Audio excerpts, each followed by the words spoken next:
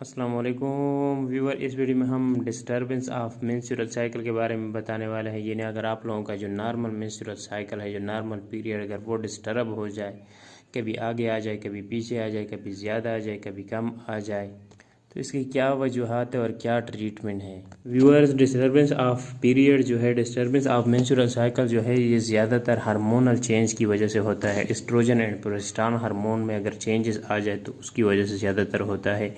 ये किसी भी एज में हो सकता है, लेकिन ज़्यादातर ख़वातीन जो है वो शादीशुदा होती है जिसमें ये मसला ज़्यादातर आता है। लेकिन इसके अलावा भी कुछ और वजूहात है जिसकी वजह से पीरियड में चेंजेस आ सकते हैं। जिस तरह सर्विकल कैंसर अगर हो जाए तो उसकी वजह से भी पीरियड में चेंजेस आ सकते हैं। इसके अलावा कुछ ऐसे ड्रग्स हैं जिस तरह जो ब्लड थिनर है उसकी वजह से भी पीरियड में चेंजेस आ सकते हैं। इसके अलावा अगर थायराइड जो है वो ओवर एक्टिव हो जाए तो उसकी वजह से भी पीरियड में चेंजेस आ सकते हैं।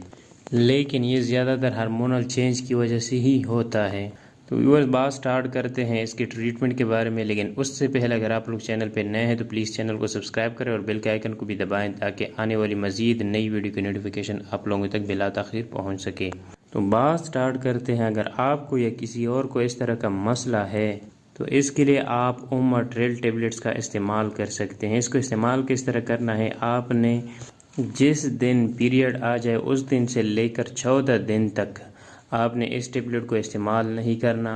उसके 14 दिन के बाद यानी 15वें दिन पे आपने इसको ले लेना है। 25 दिन तक आपने इसको इस्तेमाल कर देना है। यानी जिस दिन आपको पीरियड आ जाए उसी दिन से लेकर पहले 14 दिन तक आपने इसको इस्तेमाल नहीं करना। उसके 15वें दिन पे आपने इसको ले लेना है और 25 दिन तक आपने इसको इस्तेमाल करना है और दिन में एक ही टेबलेट आपने ले लेनी है।